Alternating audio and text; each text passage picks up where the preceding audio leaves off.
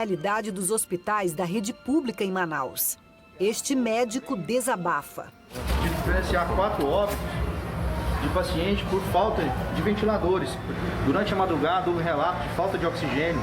Não tinha profissional para trocar os cilindros de oxigênio e 6 vieram a óbito. Esse vídeo mostra que na sala não havia enfermeiros nem técnicos para acompanhar os pacientes. 2 pacientes entubados aqui, já mais de 4 horas sem nenhum auxiliar de enfermagem para ajustar as drogas das medicações. Na mesma sala, corpos em cima das macas aguardavam para serem removidos. Mais de 88% dos leitos de UTI da rede pública do Amazonas destinados ao atendimento de casos da Covid-19 já estão ocupados. O estado tem 1.897 casos confirmados. Por causa da falta de estrutura nos hospitais, até macas de ambulâncias do SAMU estão sendo usadas como leito. Essa maca está desde 7 horas da noite. Olha que ela tem. 9h30 já. A gente vem, bate combustível. Não tem leito. O governo do estado instalou hoje outros 2 contêineres frigoríficos na porta de hospitais para armazenar os corpos de vítimas da doença. Agora já são 4 câmaras funcionando na frente de hospitais em Manaus. O avanço da pandemia do novo coronavírus no Amazonas e o aumento rápido do número de casos sobrecarregou os serviços de saúde. A secretaria reconhece que, além da limitação de leitos, a capacidade de atendimento dos serviços de urgência e emergência está sendo afetada pelo afastamento de quase 1.000 profissionais de saúde.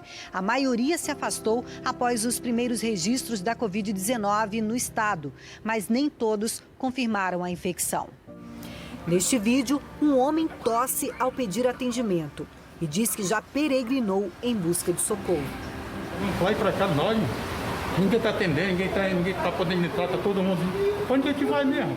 O governo do Amazonas prorrogou o estado de calamidade pública por 180 dias e inaugurou hoje um novo hospital que vai dar apoio ao sistema de atendimento aos casos de coronavírus. Dos 400 leitos previstos para entrarem em operação, apenas 66.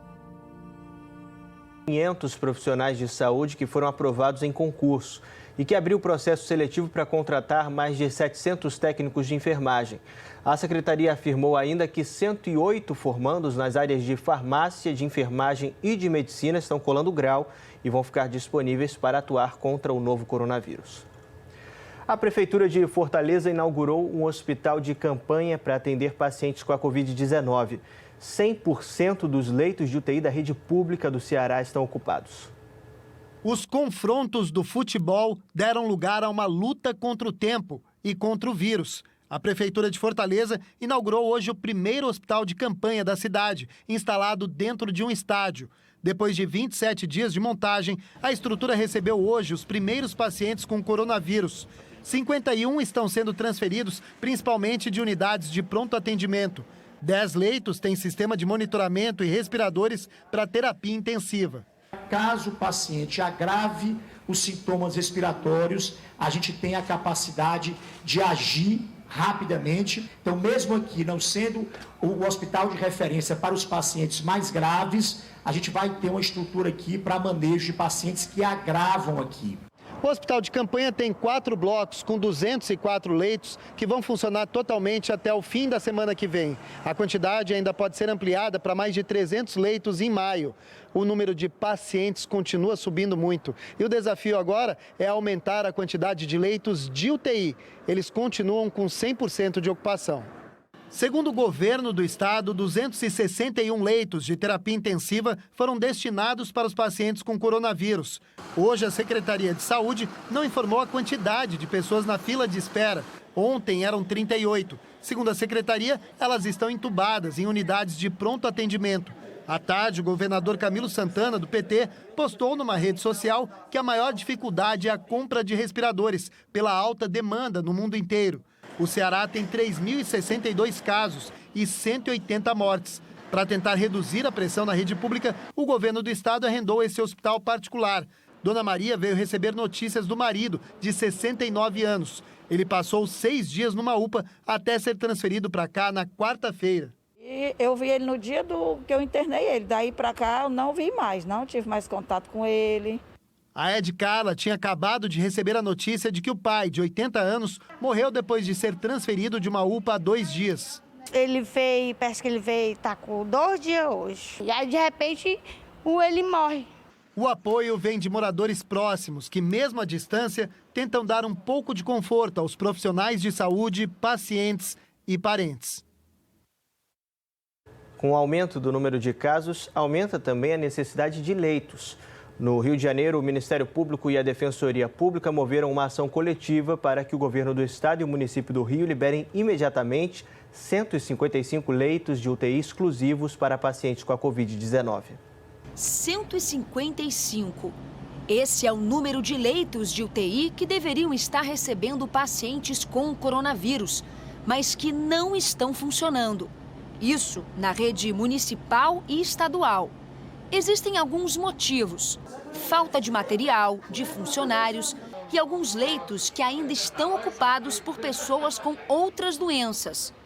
Esses dados são do Ministério Público e da Defensoria Pública do Rio. O MP e a Defensoria moveram uma ação coletiva para que o governo do estado e o município do Rio liberem imediatamente os 155 leitos de UTI exclusivos para pacientes com a Covid-19. Segundo eles, a determinação é para fazer com que as autoridades cumpram o que já haviam se comprometido a fazer no Plano Estadual de Contingência contra a doença. A gente está apenas pedindo o cumprimento desse plano que prevê a abertura de um número de leitos que, segundo os estudos, seriam aptos a atender a demanda que surgiria com a pandemia. Esse acesso a esses leitos de UTI, é um acesso único, então tanto pelo município quanto pelo estado é uma fila única e é importante que eles estejam transparentes para garantir esse acesso equânime. Segundo o levantamento, deveriam ser 287 leitos de UTI exclusivos para o tratamento do coronavírus. Só que apenas 132 estão de fato funcionando. No Hospital Estadual de Anchieta, a expectativa era de 75 leitos. Só 14 estão liberados. No Hospital Ronaldo Gazola, referência no tratamento da Covid-19, seriam 58. Hoje, funcionam 50. No Instituto Estadual do Cérebro, ainda faltam 5 leitos para serem liberados. E no Hospital Universitário Pedro Ernesto, a proporção é maior. Deveria haver 100 leitos disponíveis, mas até agora só 29 recebem pacientes. Ainda tem o IESS, o Instituto Estadual que fica dentro do Hospital dos Servidores. Lá, a previsão era de 10 leitos disponíveis, mas o Ministério Público e a Defensoria não conseguiram localizar nenhum deles no sistema.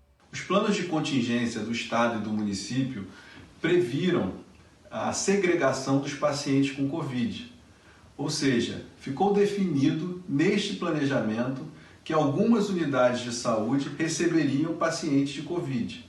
O que nós estamos vendo na prática é que esse planejamento não está sendo cumprido. A ação civil pública está em tramitação no Tribunal de Justiça. Ela prevê punições caso o poder público não libere os leitos. Um dos pontos colocados pelos promotores e defensores públicos é de que as medidas de isolamento social são fundamentais, principalmente por causa da falta de recursos nas unidades de saúde. Não há como não relacionar o distanciamento social ampliado e a necessidade de se criar retaguarda nas unidades de saúde. Havendo uma retaguarda suficientemente estruturada para receber pacientes com Covid, este modelo de distanciamento social pode ser gradativamente relaxado. Mas não é este o cenário que nós identificamos na cidade do Rio de Janeiro. A Secretaria Estadual de Saúde informou que liberou nos últimos 45 dias 548 leitos de UTI exclusivos para a Covid-19, inclusive nos hospitais citados na ação. Mas não disse quantas vagas estão disponíveis em cada unidade de saúde e nem se esses novos leitos que surgiram eram os que estavam bloqueados. Ainda de acordo com a Secretaria, hoje a taxa de ocupação nos hospitais estaduais é de 60% nos leitos de enfermaria e 74% na UTI. Já a Secretaria Municipal de Saúde afirmou que está dentro do planejamento para a abertura gradual de novos leitos e que nos últimos 2 dias, 15 foram abertos no Hospital de Referência Ronaldo Gazola, mas não deu informações sobre os leitos do hospital que estariam bloqueados. Sobre o Hospital Universitário Pedro Ernesto, a direção informou que a unidade tem hoje 97 leitos para Covid-19, sendo 42 para CTI. A Prefeitura do Rio anunciou neste sábado que vai instalar cabines de desinfecção para a população em locais de grandes movimentações. As primeiras unidades já estão funcionando no Hospital de Campanha do Rio Centro.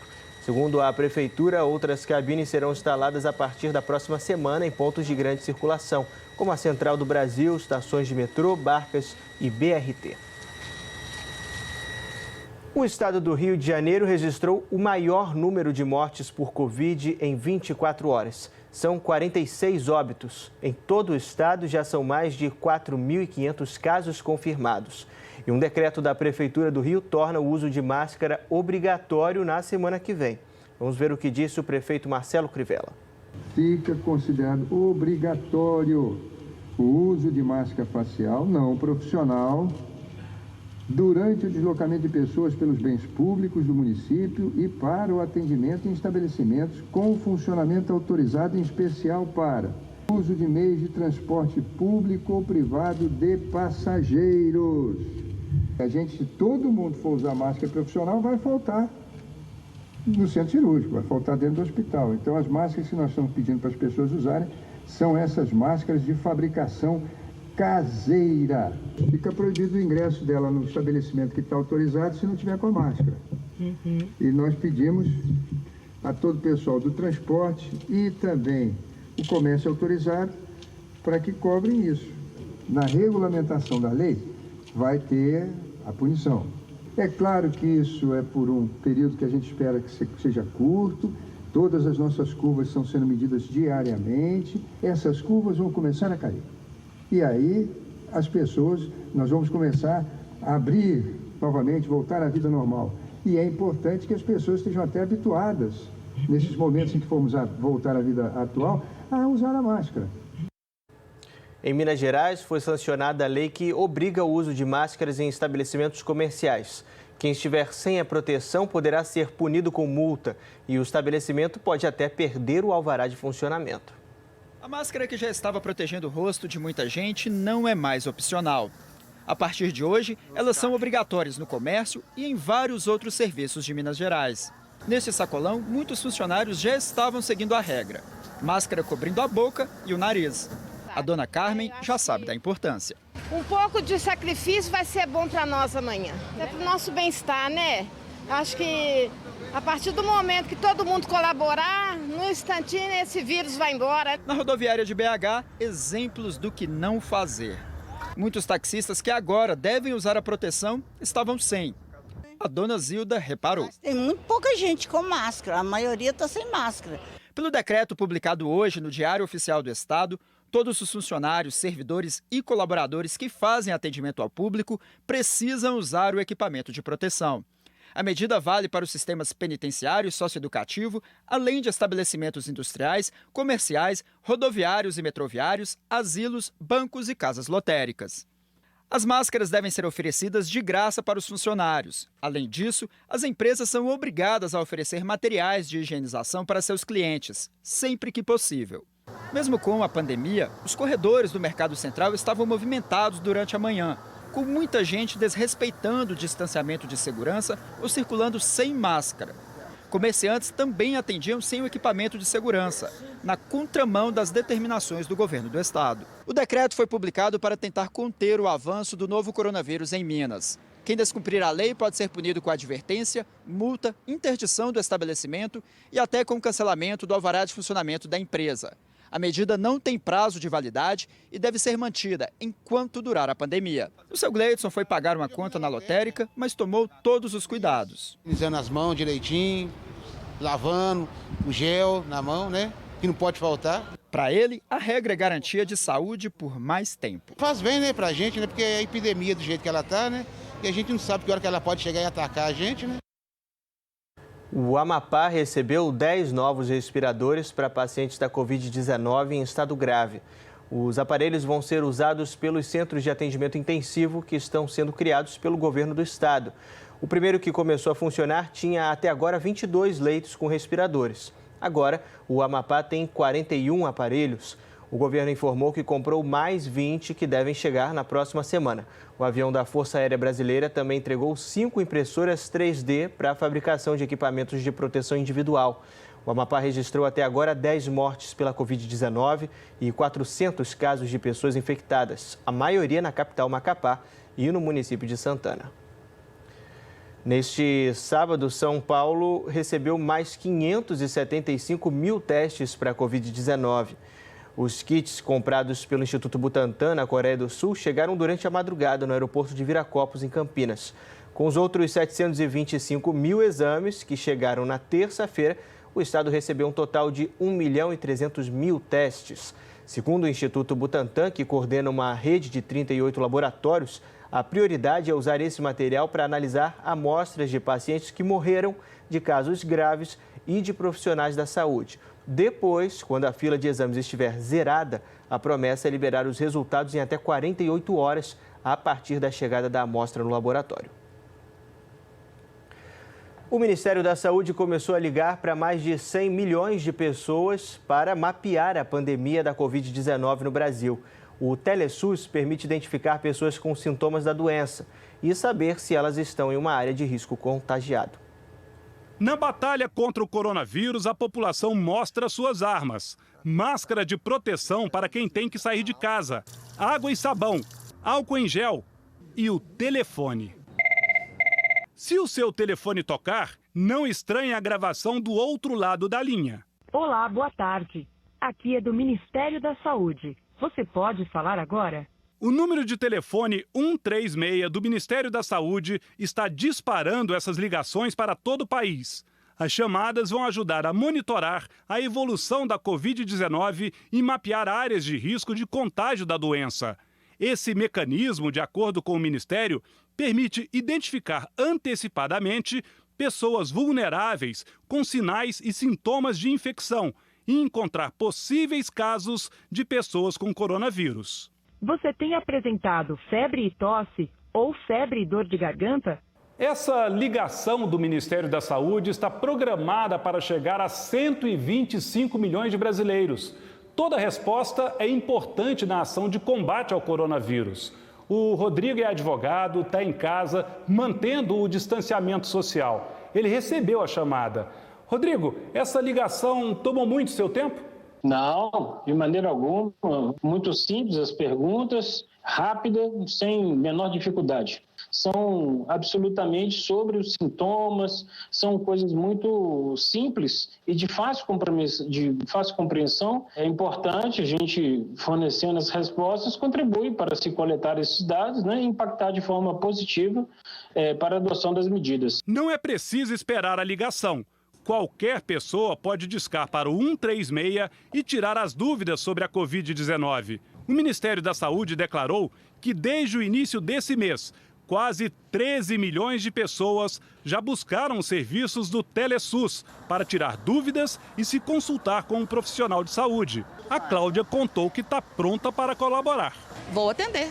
Com certeza, vou atender. Eu penso que toda medida é muito importante para combater, sim. As vidas são muito mais importantes do que qualquer coisa. Então, eu acho que tudo que for a favor para nos ajudar a proteger, com certeza é muito bem-vindo. E as pessoas têm que ficar em casa, sim. É muito grave. Uma pesquisa do Datafolha, publicada na edição online do jornal Folha de São Paulo, mostra que a maioria expressiva dos brasileiros defende algum tipo de punição para pessoas que violem as regras da quarentena.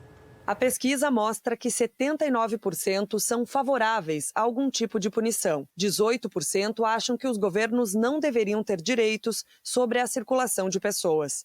E 3% não souberam responder. Dos que são favoráveis a algum tipo de punição, 43% consideram que a melhor sanção seria uma advertência verbal, 33% multa e 3% prisão para quem descumprir as regras da quarentena. A pesquisa indica uma regularidade na forma como os brasileiros estão se cuidando em relação à Covid-19.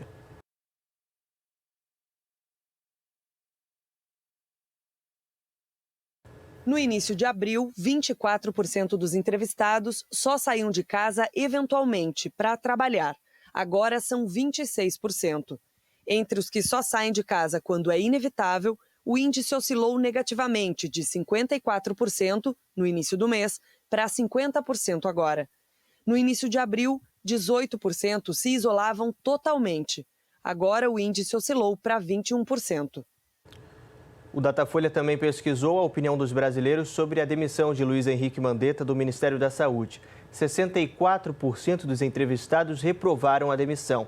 A margem de erro é de 3 pontos percentuais para mais ou para menos. Vamos ver.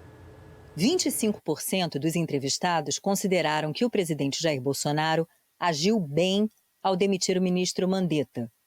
Para 64%, o presidente agiu mal. 11% não sabem. O desempenho do ex-ministro da Saúde, Luiz Henrique Mandetta, foi considerado ótimo ou bom, por 70% dos entrevistados. Regular, por 18%. Ruim ou péssimo, por 7%. 5% não sabem. 32% acreditam que a situação do combate à pandemia, depois da troca na saúde, vai melhorar. Para 36%, vai piorar. Um empate técnico considerando a margem de erro. Para 20% vai ficar igual. 13% não sabem. Sobre o desempenho do presidente Jair Bolsonaro em relação à pandemia de coronavírus. Vamos ver a evolução dos números. Em março, consideravam ótimo ou bom o desempenho de Bolsonaro em relação ao coronavírus 35% dos entrevistados. No começo de abril, eram 33%. Agora, o índice oscilou positivamente para 36%. Antes, consideravam regular o desempenho do presidente em relação à pandemia 26% dos entrevistados. Depois, 25%. Agora, 23%. Consideravam ruim ou péssimo. Em março, 33%. No começo de abril, o número foi a 39%. Agora oscilou para 38%. Antes, 5% não souberam responder, depois 2%, agora 3%. O Datafolha também perguntou sobre a capacidade do presidente de liderar o país. Para 52%, Jair Bolsonaro tem capacidade de liderar o Brasil. Para 44%, não tem capacidade. 4% não sabem dizer. O Datafolha perguntou ainda a cada entrevistado uma avaliação do desempenho do governador do estado onde mora em relação ao coronavírus. Vamos ver a evolução da média dos resultados dos governadores. Em março, consideravam ótimo ou bom o desempenho dos governadores 54% dos entrevistados. Depois, o índice oscilou positivamente dentro da margem de erro para 58%. Agora, o número oscilou negativamente também dentro da margem de erro para 54%. Na média, o desempenho dos governadores era regular para 28%. Depois oscilou para 23%, agora 24%. Também na média, 16% consideravam o desempenho dos governadores ruim ou péssimo. De novo, 16%. E agora o número oscilou para 20%. Antes, 3% não sabiam dizer. Depois, 2%. E agora, 2%.